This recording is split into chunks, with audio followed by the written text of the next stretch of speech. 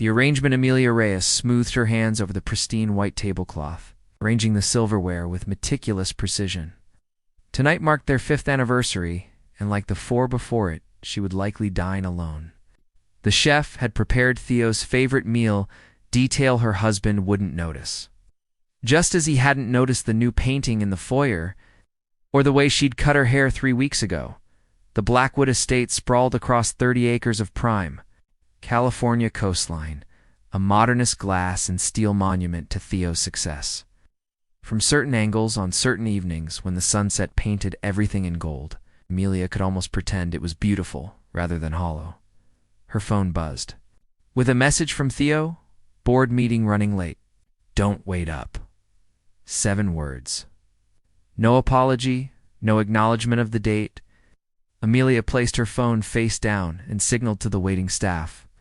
You can all go home. Mr. Blackwood won't be joining us tonight. Their marriage had begun as a solution to a problem. The Reyes family needed capital to save their struggling agricultural business. Theo Blackwood, newly minted tech billionaire at 32, needed the respectability and connections of an old California family to smooth his path into elite circles. On paper, it made perfect sense. What the papers didn't capture was how Amelia had secretly admired Theo for years before they'd formally met, not for his wealth, but for the brilliant mind that had transformed a garage startup into Blacksoft Technologies, now valued at $74 billion. She'd entered their arrangement hoping that respect might grow into something more. 5 years later, she knew better. Mrs. Blackwood? Josephine, the housekeeper, hesitated in the doorway. Will you be needing anything else tonight? Amelia smiled, the practiced expression that revealed nothing. Hey, have a good evening. After everyone left, she uncorked a bottle of wine and carried it to the terrace overlooking the Pacific. Below, waves crashed against the cliffs in a rhythm as constant as her disappointment. The estate employed 27 staff members, yet Amelia had never felt more alone. She sipped her wine, remembering her father's words on her wedding day. He's a good man, Em. Driven. Give him time. Her father had been wrong about many things, but especially this. Time had only widened the gap between them. Theo wasn't cruel. She almost wished he were. Cruelty would be something tangible to fight against. Instead, he was cordial, respectful, and utterly absent. He remembered her birthday with expensive jewelry selected by his assistant. He included her in company events when protocol demanded. He never raised his voice or made unreasonable demands. He simply didn't see her. The wind picked up, carrying salt from the ocean. Amelia closed her eyes, thinking of her grandmother's small farmhouse near Sonoma, with its creaky wooden floors and perpetually sunny kitchen. There she had felt real. Here she was decorative, the elegant wife of Theo Blackwood, tech visionary, appearing in carefully orchestrated photo opportunities and charity galas. Tomorrow, Blacksoft would announce its newest innovation in AI, platform that would, according to press materials, revolutionize how humanity interacts with technology. Theo had been obsessed with it for months, working 18-hour days, sometimes sleeping at the office. Amelia finished her wine and made a decision. 5 years was enough time wasted waiting to be noticed. She was 31, still young enough. To build something genuine, she retrieved her grandmother's antique writing paper from her desk drawer. The heavy cream stationery felt substantial between her fingers as she contemplated what to write. A long explanation? A list of grievances? In the end, simplicity felt right. She wrote a single word, left it on his pillow, and began to pack. Broken patterns through Blackwood's private jet touched down at San Francisco International Airport at 4:37 a.m. The Blacksoft AI launch had been a resounding success and Tokyo stocks were up 17%. And pre-orders had shattered projections. Should have been elated. Instead, a strange hollowness had settled in his chest during the 13-hour flight home. "Car's waiting, sir," his assistant, Daniel, informed him as they descended the stairs to the tarmac. The teams prepared the press briefing for this. "Afternoon, we've got calls with Singapore at 10. Theo nodded absently, scrolling through emails on his phone. Have the development team send the latest diagnostics. I want to review them before the market opens. The sleek black Bentley whispered through pre-dawn streets. Theo barely registered the city, falling away as they wound up the coastal highway toward the estate. For the first time in months, he found himself looking forward to home, to quiet, to his own bed. He stopped himself. To what? Amelia would be asleep. They hadn't shared a real conversation and he couldn't remember when. The house was silent when he arrived, security lights automatically dimming as he entered. He loosened his tie, dropping his briefcase in his study, before heading upstairs. The master suite took up the entire east wing, designed to maximize the sunrise view over the Pacific. Theo paused at the threshold. Something felt different. Room was immaculate as always, but subtly altered. His gaze swept across the space before landing on his pillow, where a single sheet of cream-colored paper rested, one word written in Amelia's elegant script: enough. He stared at it, uncomprehending. Then he noticed the empty spaces in the room, the missing photograph from her nightstand, the bare vanity that usually held her perfumes. The walk-in closet door stood ajar, revealing gaps where her clothes had been. Amelia? He called, his voice echoing strangely. Moving through the house, Theo searched for signs of her. In the kitchen, her favorite mug was gone. In the library, the antique copy of Garcia Marquez she'd been reading had disappeared. It was as though someone had carefully extracted her presence, leaving everything else undisturbed. He returned to the bedroom and picked up the note again. Just one word, not goodbye, not divorce, simply enough. Something tight and unfamiliar constricted in his chest. Theo reached for his phone, dialing Amelia's number. It went straight to voicemail. He tried again with the same result, then texted her, "Where are you?" Daniel called moments later. "Sir, I hate to disturb you, but there's something you should know. It's trending on social media." "What is?" Theo asked, still staring at the note. "Mrs. Blackwood was photographed at Oakland International last night. The tabloids are running with speculation about trouble in paradise. Our PR team is asking how you'd like to respond." Theo sat heavily on the edge of the bed. "What time did she leave?" "Flight records show she departed at 11:40 p.m. "Private charter?" Daniel paused.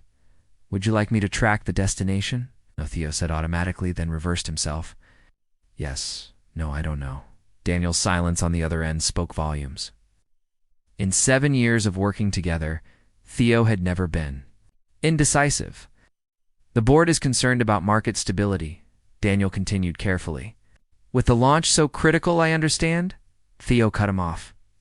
Tell them it's a personal matter that won't affect operations."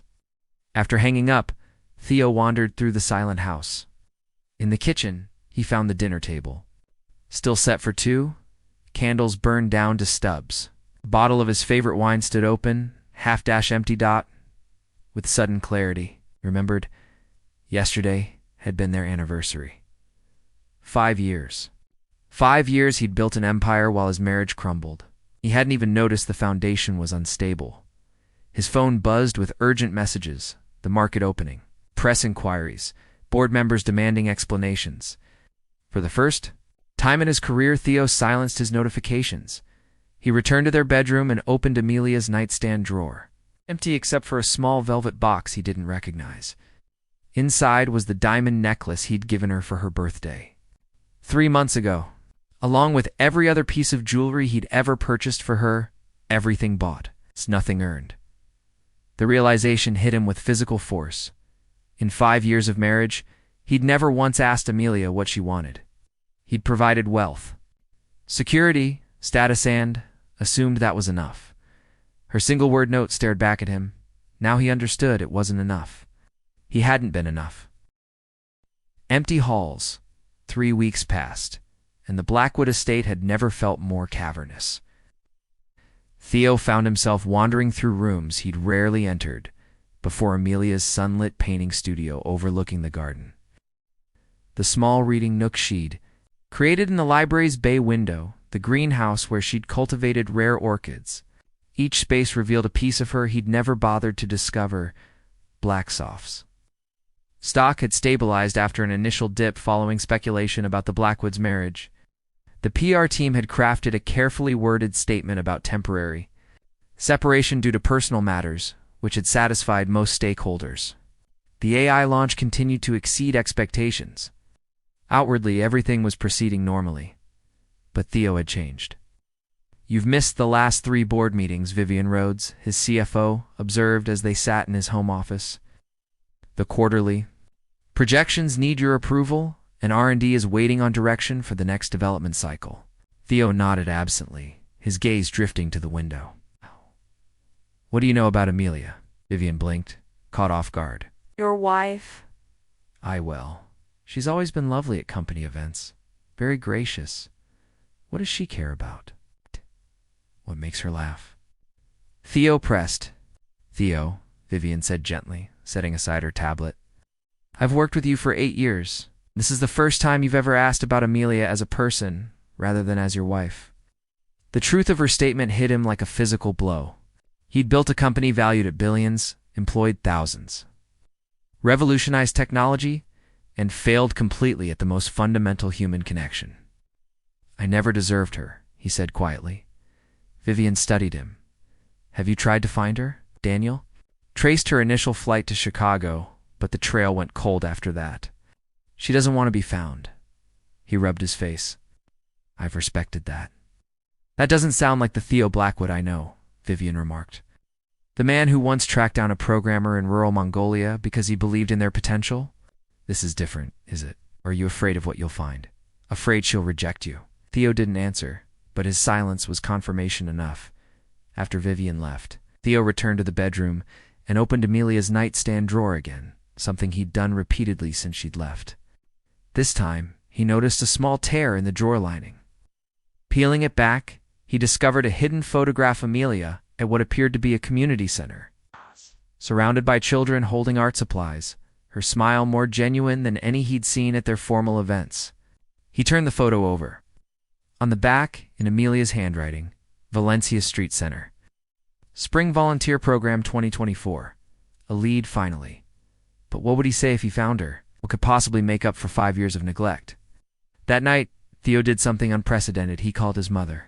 Gloria Blackwood had never approved of his single-minded pursuit of success at the expense of everything else. Their relationship had grown strained over the years. "This is unexpected," she answered, her voice carrying decades of Spanish aristocracy despite 30 years in America. "To what do I owe the honor?" "I need advice," Theo admitted. "About Amelia." A long pause followed. "So you finally noticed she was unhappy?" The words stung. "Did everyone see it but me?" Hee-ho, his mother sighed, the way she looked at you waiting. "For you to look back, it broke my heart every time we visited." "How do I fix this?" The question emerged more vulnerable than he'd intended. "Perhaps you don't," Gloria said frankly. "Perhaps this isn't about fixing, but understanding. What did Amelia want that you couldn't give her?" Time Theo realized aloud. "Presence. Me, not my money or my name or my influence." "Then that's your answer, isn't it?" After hanging up, Theo made a decision. He called Daniel. "Cancel everything for the next month," he instructed. "I need you to compile information on the Valencia Street Center in San Francisco, particularly their volunteer art program." "Sir, the Singapore expansion can wait," Theo interrupted. "I'm taking a leave of absence effective immediately. The company survived before me. It can survive without me for a few weeks." The following morning, for the first time in his adult life, Theo Blackwood woke without checking his stock portfolio or email. Instead, he drove himself into the city in an unmarked sedan rather than his usual chauffeured Bentley. The Valencia Street Center occupied a renovated warehouse in a transitioning neighborhood. Children's artwork decorated the windows, and a hand-painted sign announced an upcoming community exhibition. Theo sat in his car, watching volunteers arrive for the morning shift. No sign of Amelia. After an hour, he gathered his courage and went inside. At the reception desk, a gray-haired woman looked up from her computer. "Can I help you?" "I'm looking for information about your volunteer art program," Theo said. specifically a teacher named Amelia Reyes Blackwood. The woman's expression changed subtly. Amelia doesn't volunteer here anymore. She left about 2 months ago. Do you know where she went? Theo asked, heart sinking. I'm not at liberty to say, the woman replied carefully. But I will tell you this. She spoke often about returning to her roots. Returning to her roots. Theo remembered Amelia mentioning her grandmother's farm near Sonoma. For the first time in weeks, he felt something like hope. The Sonoma Valley stretched before Theo like a patchwork quilt of vineyards and farmland. His rental car, a modest sedan that would attract no attention, bumped along country roads as he followed the address he'd pieced together from old property records. Gloria had provided the family name, Alvarez, Amelia's maternal grandmother. Theo had never visited this place during their marriage. Despot, Amelia mentioning it countless times. You'd love the light there, she'd once told him. It's different from anywhere else. He'd nodded absently, attention already returning to his phone. Now, as golden afternoon light filtered through oak trees lining the road, he understood what she'd meant. Everything here seemed to glow from within. The property appeared around a bend-a-weathered farmhouse with a wraparound porch, surrounded by olive groves and a small vineyard. Wind chimes tinkled from the eaves and flower pots lined the steps. It looked nothing like their coastal mansion, yet somehow felt more like a home. Theo parked at a distance, suddenly uncertain. What right did he have to intrude on her peace?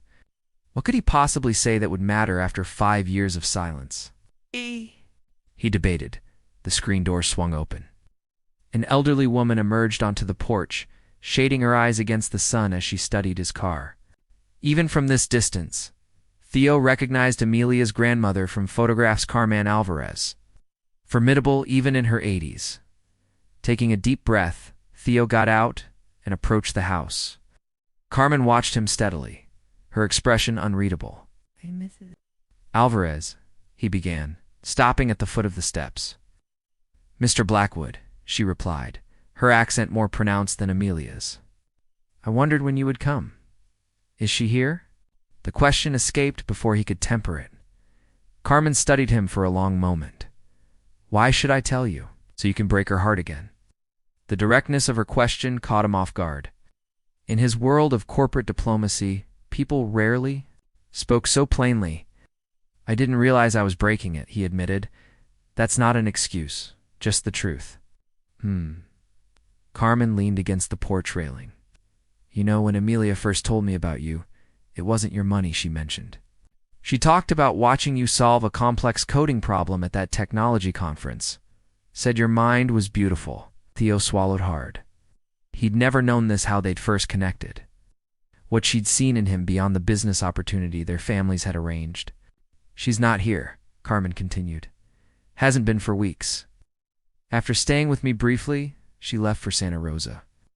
What's in Santa Rosa? Theo asked. A fresh start. She's teaching art at Westridge Community College. Carmen's eyes narrowed. She doesn't need rescuing, Mr. Blackwood. She's building something of her own. I'm not here to rescue her, Theo said quietly. I just need to tell her I'm sorry. That I understand now. Carmen considered this. The faculty reception is tonight at the Westridge Gallery, 7 o'clock. Whether you go or not is your choice, and whether she speaks to you will be hers. Theo nodded. Thank you. As he turned to leave, Carmen called after him. Mr. Blackwood, leave your wallet in the car when you see her. Whatever happens between you now should have nothing to do with money. 3 hours later, Theo stood outside the Westridge Gallery. Having followed Carmen's advice literally, he carried no credit cards, no phone, nothing that connected him to Theo Blackwood, tech billionaire. He'd even exchanged his designer suit for clothes purchased at a local store, jeans, and a simple button-down that reminded him of what he'd worn in the early days of Black Soft. Through the gallery windows, he could see a gathering in progress. Faculty members in business casual attire mingled around displays of student artwork. And there, in a simple navy dress, hair pulled back in a loose bunwaz, Amelia, she looked different. More vibrant somehow, gesturing animatedly as she spoke. With colleagues, the careful poise she'd maintained as Mrs. Blackwood has been replaced by something more authentic. Before he could lose his nerve, Theo entered the gallery. Conversations continued around him as he moved through the space, but he remained focused on Amelia, who hadn't yet noticed him. She stood before a large, abstract canvas. Deep in conversation with an older man who appeared to be a department head, her expression was engaged. Passionate. How long had it been since she'd looked that way around him? When she finally turned and saw him, her sentence trailed off mid-word. The color drained from her face, then returned in a flush. Said, barely audible across the room. He approached slowly, giving her every opportunity to walk away. She didn't. Professor Reyes, the department head, said, glancing between them. Should I? It's all right, Dean Patterson, Amelia assured him, though her voice trembled slightly. This is an old friend. The dean nodded and discreetly moved away, leaving them in a small bubble of privacy despite the crowded room. You found me, Amelia said. Neither a question nor an accusation, just a statement of fact. Your grandmother told me where you'd be. Theo admitted, I went to the farm first. I'm surprised you even knew about it. The gentle rebuke landed with precision. There's a lot I didn't pay attention to, he acknowledged. I can't change that, but I'm listening now, if you're willing to talk. Amelia studied him, taking in his casual clothes, his lack of phone, the unfamiliar uncertainty in his posture. Why are you here, Theo? She asked finally. Around them, the reception continued, curious glances occasionally cast their way. Theo had never felt more exposed, more vulnerably, more clear about what mattered. Because when you left, he said quietly, you took everything that mattered with you, not the company or the house or any of it. Just ... the meaning. And I never saw it until it was gone. Amelia's expression remained guarded, but something flickered in her eyes, not hope. Exactly, but perhaps willingness to listen. There's a garden behind the gallery, she said after a moment. We can talk there. As they stepped outside into the cool evening air, Theo knew he had one chance to say what needed to be said, and for once in his life. No algorithm or business strategy could guide him. Beyond wealth, the gallery garden was small, but thoughtfully designed, with stone benches nestled among flowering shrubs. Fairy lights twinkled in the trees, casting gentle illumination as darkness settled. Amelia led Theo to a secluded corner, where the sounds of the reception faded to a distant murmur. For a moment they sat in silence. 5 years of marriage, and yet this felt like their first real meeting. You look different, Amelia finally said. So do you, Theo replied. Happier. She didn't deny it. I'm teaching 3 classes. Introductory painting, mixed media, and art history. Her voice softened with pride. My students are amazing. Some have never held a paintbrush before, but they're so eager to learn, like you were before we met, Theo observed. You majored in fine arts at Berkeley, didn't you? Surprise flickered across her face. You remembered. I'm remembering a lot of things lately, Theo admitted. Things I should have paid attention to years ago. A cool breeze rustled through the garden. Amelia pulled her cardigan closer around.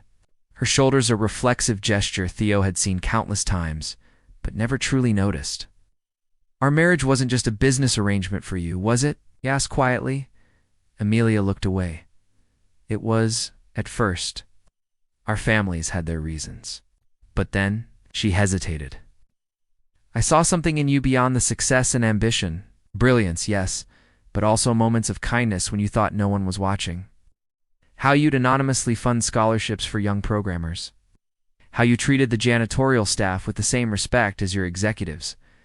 Theo felt a pang of regret, completely overlooking the woman sharing my home. We both made choices, Amelia acknowledged. I could have left sooner, could have demanded more. Instead, I waited, hoping you'd eventually see me. Why didn't you leave a longer note? Theo asked. An explanation demands anything. Would you have read it? Amelia countered. You skimmed reports from your top executives. Anything longer than a bullet point barely registered? A sad smile touched her lips. Besides, after 5 years of silence, one word seemed fitting. Enough, Theo repeated. Not goodbye, she agreed. Not goodbye. Just enough pretending, enough waiting, enough living, half a life. From inside the gallery, Applause erupted, someone making a toast or announcement. Neither Theo nor Amelia moved to return. I've spent 3 weeks trying to find the right words, Theo said. Some perfect combination that would fix everything? But there isn't one, is there? No, Amelia confirmed gently. There's no algorithm for this, Theo. He smiled at her perceptiveness. I've stepped away from Blacksoft indefinitely. What? Genuine shock registered on her face. But the AI platform, the expansion will continue whether I'm there or not. Theo shrugged. Turns out I built a company that functions perfectly well without me. Ironic, considering I thought it would collapse if I took even a day off. What will you do? Amelia asked. I don't know yet. For the first time since I was 16, I don't have a 5-year plan. Theo met her gaze directly. All I know is I don't want to make the same mistake again, building something remarkable while missing what truly matters. Amelia studied him. And what matters to you now? Learning who my wife really is, he answered simply. If she'll give me that chance. She took a deep breath. Theo, I'm not coming back to that life. The mansion, the galas, being window dressing for your success. I can't do it anymore. I'm not asking you to, he said. I'm asking for the chance to know you, Amelia. Really know you. Not as Mrs. Blackwood, but as Amelia Reyes, the artist, the teacher. The woman who left me a one-word note that changed everything. A student. Poked her head into the garden. Professor Reyes. Dean Patterson is looking for you for the faculty photograph. I'll be right there, Jenna, Amelia called back with a warm smile. To Theo, she said, I need to go. He nodded, trying to hide his disappointment. Of course. As she stood, Amelia hesitated. I rent a small cottage near campus. It's nothing like what you're used to. Just 2 bedrooms and a kitchen that barely fits one person. It sounds perfect, Theo said softly. I'm hosting a dinner for my students tomorrow night, 7 o'clock. She wrote an address on a gallery program and handed it to him. It won't be catered or fancy. Everyone brings something homemade. Theo looked at the paper, then back at Amelia. Oh, what should I bring? A genuine smile spread across her face, perhaps the first real one he'd seen directed at him in years. Something you've made yourself, with your own hands. As she walked back toward the gallery, Theo called after her, Amelia, I don't know how to cook. She turned, backlit by the golden light spilling from the windows. Then I guess you have 24 hours to learn? The following evening, Theo stood on the porch of a modest white cottage, clutching a container of what he hoped resembled edible pasta salad. After 3 failed attempts and a kitchen covered in flour, he'd managed something that his impromptu cooking instructor, a surprised but helpful local chef, deemed actually not terrible. Before he could knock, the door swung open. Amelia stood there in jeans and a simple blouse, flour dusting her cheek. Behind her, laughter and music spilled from a crowded kitchen where students were arranging dishes on every available surface. You came, she said, sounding both surprised and pleased. I made this. Theo offered the container, feeling strangely nervous. It's pasta salad. I can't promise it's good, but I did make it myself. Amelia took it, her fingers brushing his. That's a start. As she led him inside to introduce him simply as Theo, an old friend, he understood there were no guarantees here. Their story wouldn't be resolved in a dramatic moment or grand gesture. What lay ahead was something much harder and potentially much more meaningful than anything he'd built before. This wasn't about reclaiming what was lost, but discovering what might be possible now. Not a merger or acquisition, but something organic and unpredictable. Not the restoration of a marriage of convenience, but perhaps the beginning of something genuine. Later, as Theo helped wash dishes while Amelia dried them, a domestic scene so ordinary yet so foreign to their previous life, she bumped his shoulder gently. So what did you learn from making pasta salad? She asked. Theo considered the question. I've been missing out on the pleasure of creating something with my own hands. The perfection isn't always the point. That beginnings are messy. He glanced at her. And that I have a lot more to learn. Amelia nodded, a small smile playing at her lips. Good answers. Outside the kitchen window, twilight settled over the small garden where students still lingered, discussing art and dreams and possibilities. It wasn't the sprawling ocean view of the Blackwood estate. But as Theo stood beside Amelia in comfortable silence, he understood what true wealth looked like. It wasn't measured in stock options or square footage, but in second chances. Courage to say enough to what doesn't work, and perhaps to what might. In the willingness to build something not perfect but real, one homemade dish, one conversation. One moment of genuine connection at a time. And for now, that was enough.